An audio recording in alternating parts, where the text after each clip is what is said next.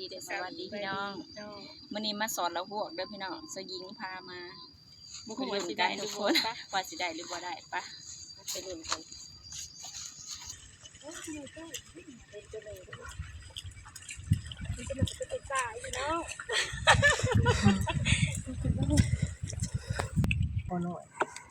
บาดแหลกกับบ่มานปานใดทุกคน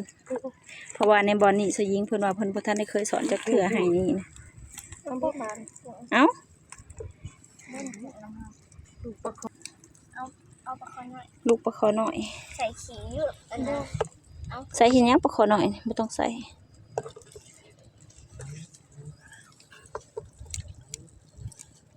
มีแม่ปลาคออยู่ประจำใช้มือเบิ่งแล้วก็ให้มือเบิ่งเลยนะป้าพี่น้องกะยาวเด้อทุกคนจักหน่อยก็ได้ดำแล้วพี่น้องเอ้ย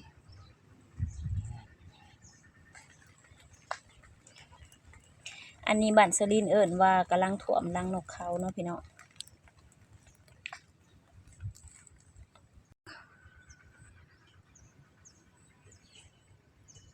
เอื้อยเพิ่นสิเก็บผักอัน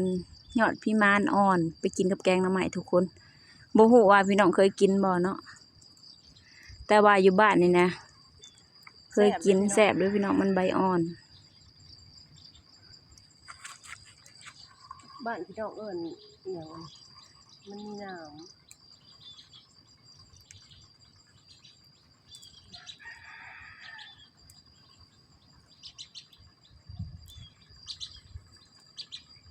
เป็นแบบน้ำบ้าน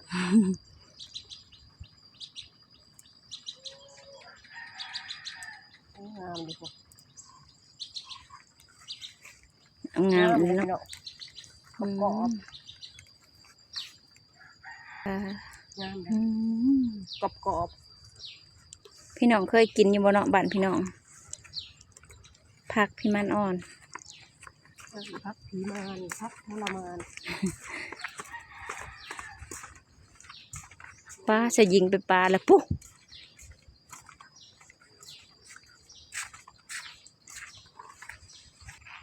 ธรรมศาสตร์บ้านเฮาพี่น้อง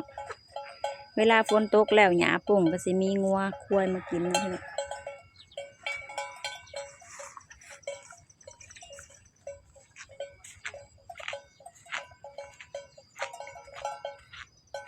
เดี๋ยวมาพ่ออีกน้องหนึ่งแล้วพี่น้องสอนเบิ่งว่าสิได้อยู่บ่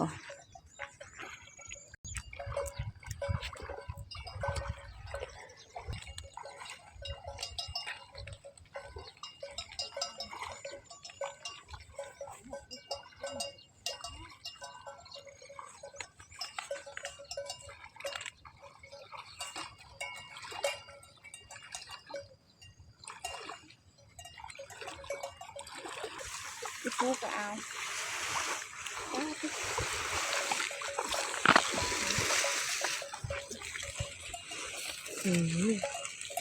ี่รัดไว้ เจ็บสิรัดไว้นี่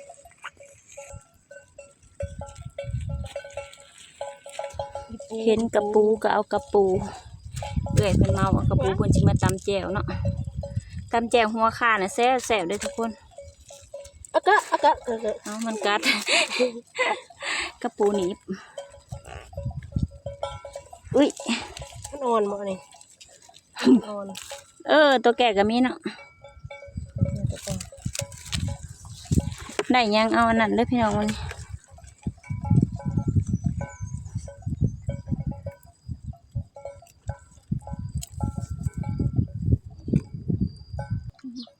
อัตบิดเอาทบันใช่ไหมว่าอันนี้โบแมนก้าเด้อทุกคนเป็นเขานก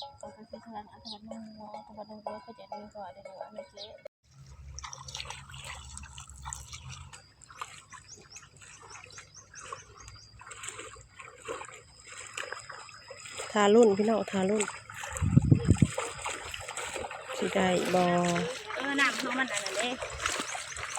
มันตึงเด็กน้ำมาขาหลุ่นก็ได้พี่น้องว่าสิได้หรือบ่อย่าลงไห่หลุ่มเนาะได้แล้ว ได้อยู่บ่พี่น้องมาให้หน้าพี่เลยชาวลงดูค่ะชาวลงพร้อมกัน จะงามพี่น้องงามเด้งามลูกพวกกบกระปูอ้าวกระปูกะหวานป้าต้องงามอะไรพี่น้องแต่งนี่นะแต่งนี่นะพอจะก็แต่ง เลยนะ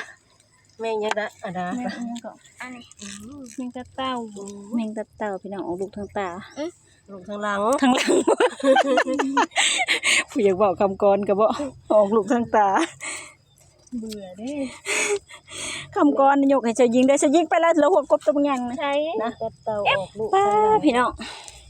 มันอลีสุดนี่นะ ลิ้นการเป็น ลินกันอาจารย์ว่าซอลอิงเจ้าเช้าอันลินกันเอาบ่เอ่ยเลยนะ ใช่เอี่ยว เดี๋ยวสิขอตัวไปใส่ก่อน ติดหัวมัน แล้วหัวก็มีแต่ตัวใหญ่ๆพี่น้อง ที่แม่งอันนั้นนะเกลียดนะ เขียนยัง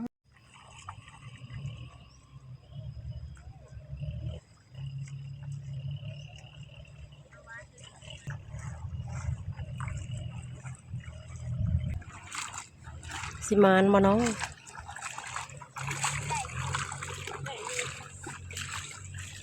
มานบอ ชาวบ้านประมาณต้นเต่าเขาเรียก มานอยู่พี่น้อง คือสำหรับหัวเนื้อมือเองมันลูกกระปุก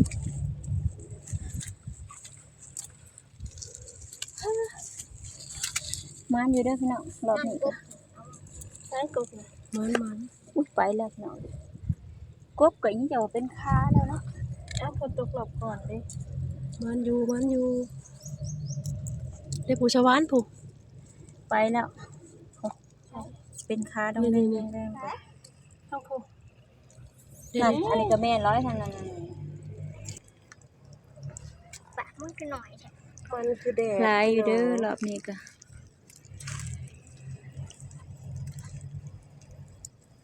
กำลังได้สำนีทุกคนพ่ออุพ่อแกงพ่ออ้อมแล้วเนาะ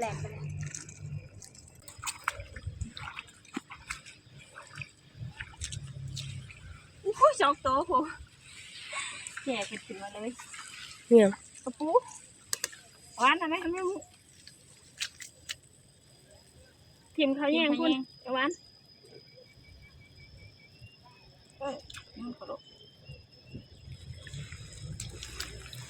มานอยู่บ่อุ้ย มาดีเลยทุกคน อืม หนึ่งน้าหน่อยก็ ก็ มี มีหน่อยก็มีเด้อพี่น้องอ้าวหนึ่งได้หน่อยดิตัววะพูดเดี๋ยวไรตัวเติบเด้อ จะมายังมันตอดนะ ตอดบ่ นั่นเหรอเอาแม่ แมงดาหน่อยได้จักโตวได้สี่ได้หา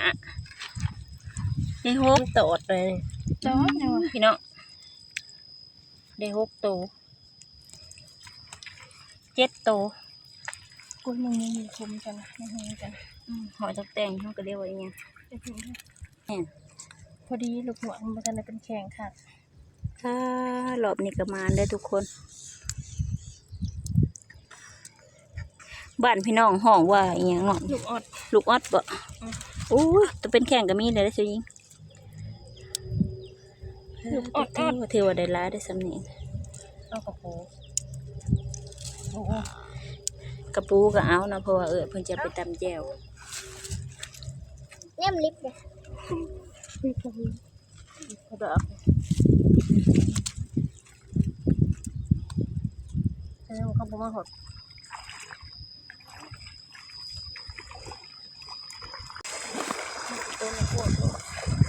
อืม กบเด้ มีแต่กบเนาะแล้วว่ากบก็หัวเขียดคนกันแต่อยู่พี่น้อง กบ หลอกซองประมาณได้เยอะ แต่เจ้าลินนะแต่ เสื้อยิงน้ำเพนตาด้วยทุกคน แต่ยิงไอ้ช่างเศร้างาบเลย มึงไง กบไปแล้วเปลี่ยนไฟกับจับวะหมอ เสื้อยิงเพิ่นหิวขาวแล้วพี่น้องมาสอนละหัวก มาสอนละหัวกกะถือขาวมานำเลยทุกคน ปิ่งปลาแห้งกินข้าวกับปิ่งปลาแห้งผู้ดมยากระดมยาเนาะ เมื่อยแห้งจงใจบ่ไหวพาเอื้อยเพิ่นย่างหลายเนาะ เพื่อนกูตัวอย่างเลย เดี๋ยวปัดกินข้าวแล้วจังสิลงไปสอนอีกน้องน้องกับน้องบ่ใหญ่ปานใดทุกคน เดี๋ยวก็ได้ทำให้กูดูกูได้กินแล้วเฮ้ย แล้วหัวก็ได้หลายเติบแล้วพี่น้อง ปั่นกินเขาเลยจะกินไปต่ออีก งามงามอิ่มแล้วถ้าได้กินก็อิ่มอันนี้เป็นของกระปูเด้อพี่น้องพี่จันเพิ่นสิเอาไปตำแจ่วกระปูก็จนได้บักลาย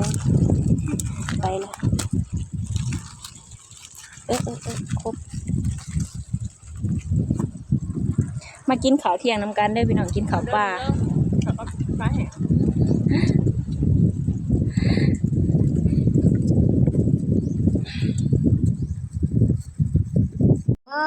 พี่น้องได้บักลายหนึงสะออนแล้วหัวดิป้าพี่น้องสุดนี่ก็ถือว่ามันอยู่เนาะแต่ว่าผู้สอนนี่เศร้างาบเศร้าเงยเลยเด้อพี่น้องเมื่อยพี่น้องอยู่ผูกก็ได้บักลายหนึ่งเด้อทุกคนมื้อนี้ถือว่ามันเนาะคำบ่เว้าพวกก็จะครึ่งคู่หน่อยพุ่นแหละ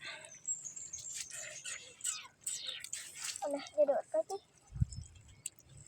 ออกเอา ทุกคนกับปูน้อยเอาไปอ้อมใส่กับละหัวกระแสบเด้อพี่น้องอันนี้ก็ลานชาวยิงเพื่อนนั้นเลี้ยงละหัวกเนาะเลี้ยงให้มันซ้ำกัน เจ้าใส่เด้อเจ้ามาเลยบ่พี่น้องแมงอันตรายเด้อบ้านชลินเอิ้นว่าแมงเหนียวแต่ว่าบ้านพี่น้องบ่ฮู้ว่าเอิ้นแมงหยังเนาะรอบที่จะได้จะยิงบ่นี่ที่3ที่4บ่ที่3บ่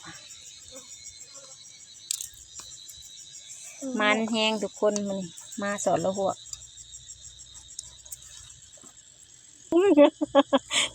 ทั้งเมื่อยทั้งม่วนพี่น้องเอ้ยมาหอนเงินน่ะเด้อพี่น้องเดี๋ยวสิมาแบ่งกันพี่น้อง หวานบ่ ดูอยู่ปากซ่องเลยเจ้าบาถั่วแล้วเธอได้ยังไง ทำนี่นะคะ10,000 ขดโพเนาะ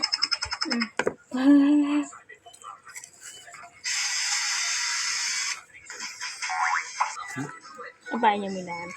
สุดยอด อาจารย์เราจะเอาไปเฮ็ดแจ่ว กินได้กินได้ ใช้คนละ2ถ้วย คนละ2แล้ว ต้องกินได้ หมูก็บ่มีป้าขโมย ปูเขาในกินกับปูยากับปูนะ มาบดของแล้วก็ปูก็ได้ เอามาได้ให้มาคัดน้องแป้ง คัดเลี้ยงอยู่นี่นะ คัดหันข้าวนี่ตะกร้า ว้าพี่น้อง ดำเลย ขนาดปันกันแล้วก็ได้ยังได้บักลายเนาะ น้ำมันยังพักอีกมา อยู่ขามเลยแล้วก็ตีเขียวออกจนเราไม่รู้เขาจะเอามาถิ่มจะบ่ได้เลย แล้วก็พี่ม่านก็มากิน ถามได้บ่ถามมันก็เอามากินแต่ว่า มื้อนี้จะมาให้พี่สาวมาอ้อมลูกอันละหวกเนาะทุกคนป้าดิหลังจากที่ไปหาสอนละหวกแล้วมาหอดเฮือนก็ใช้พี่สาวเพิ่นอ้อมเนาะเพราะว่าเพิ่นสิไปไทยแล้วเพิ่นก็เลยอยากกินละหวกได้บักลายหนึงทุกคนอ้อมละหวกใส่ใบผักอีเลิศเนาะ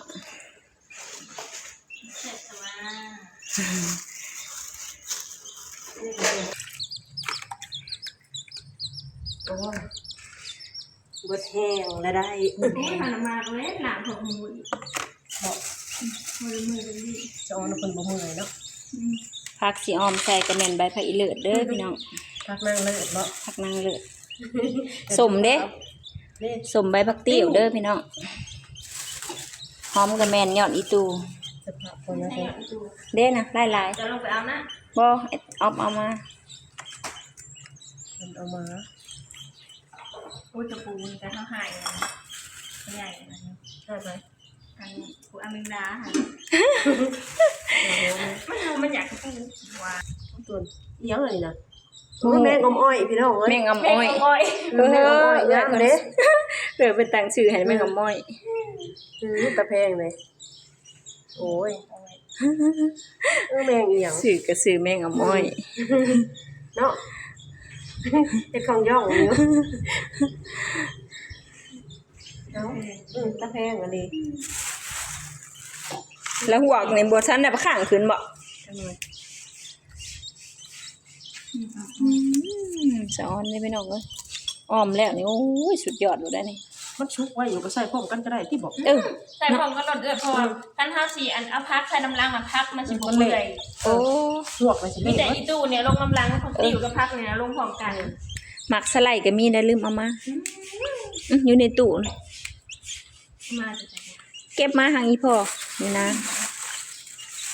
พี่น้องจำนี่นะพี่จันบอกว่ายังบ่อยากพอจนจากเต็มคันซามหน่อยแล้ว ของแม่ลูกออดก็จะจะเครื่องหมอจะขนาดปันกันแล้วได้เนาะ ฟันกับสิยิงแล้ว แล้วในน้องเต็มกันหลายๆคนนี้ อย่าว่าเมื่อย อันนี้เมียตัวนึงไปแล้ว ไปแล้ว บอกมาอื่นนะไป มีแต่ข้าวยามไม่ใช่ว่าย อดพักตี้อยู่แล้วก็ยอดอีตูเนาะเตรียมพร้อมกินแรงเด้อเนาะ ออมพักไม่ต้องออมพัก หอมพักเอ้ยคนนะ พักมันจะไม่ใช่ มาทำอะไรอยู่วันนี้ใส่พักตีก่อนโอ้ยลูกเอ้ยเป็นโบเห็นพ่อเห็นแม่ยังคืนนี่แม่นหอบที่ผมแม่นตะคุณนั่นมาใกล้กูได้เราอ่ะ เอ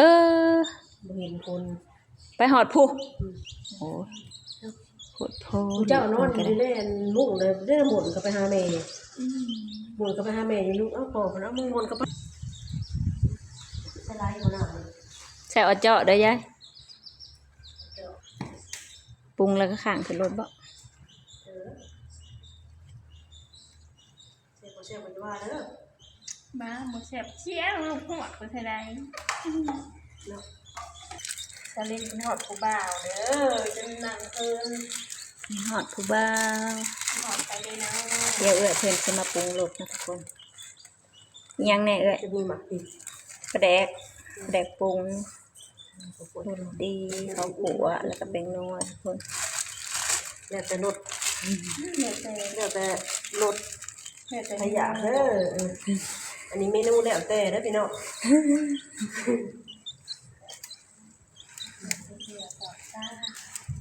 ไม่ใช่หนอจองก่อนหามีขุ่นบ่หนอก็ได้ใส่เกลือเลย แท้แต่ปลาแด ใส่ ก ได้เลย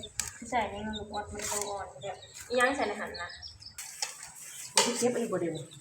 เบิ่งดูได้อันนั้นนะในถุงกันนะบอก ขั้นพักยุบนี่ก็สิอันเห็นตัวลูกออดอยู่เนาะ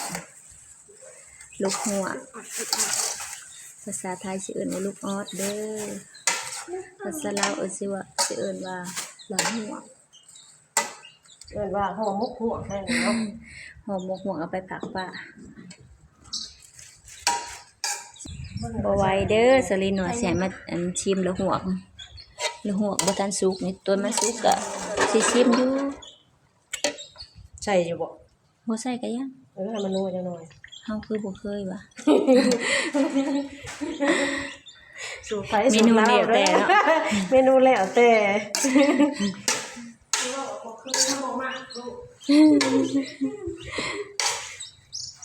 เมนูเหลวแต่เหลวจะเป็นแบบที่เฮ็ดการทำเผ็ดโป๊ะโลด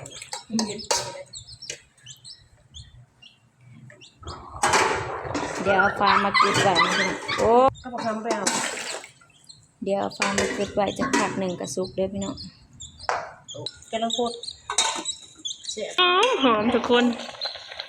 อ๋อแล้วนะป้าตัวผักกับอันลูกออดนะพอดีเข้ากันเลยป้า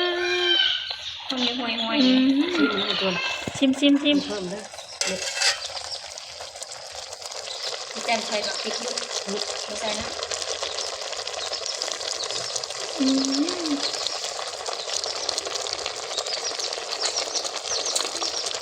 ็นแบบชี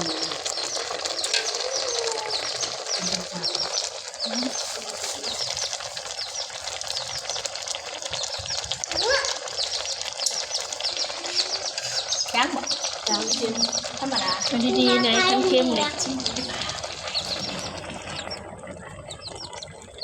วันนี้เธอจะชิมเองดึกเนาะ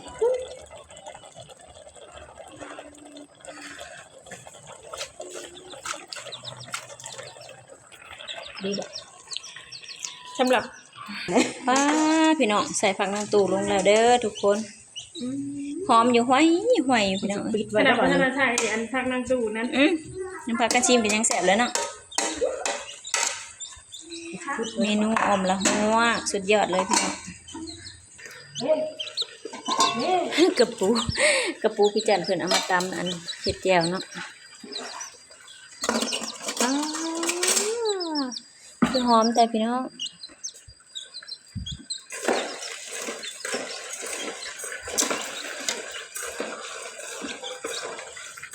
เดี๋ยวสลิดสิชิมเบิ่งเนาะ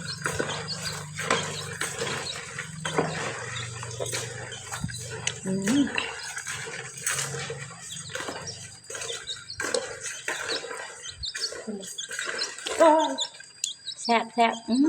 แซ่บเด้ข้าวฮ้อนๆบายสดโอ้อยากเข้าแล้วบอกมาแล้ว พี่น้องวิธีล้างของเอื่อยเพิ่น เสียบแล้วก่อนเลย เสียบแล้วเพิ่นก็สิตามแจ่วเนาะ ก็น้ำมันเสียบกัน ออมแล้วเด้อพี่น้อง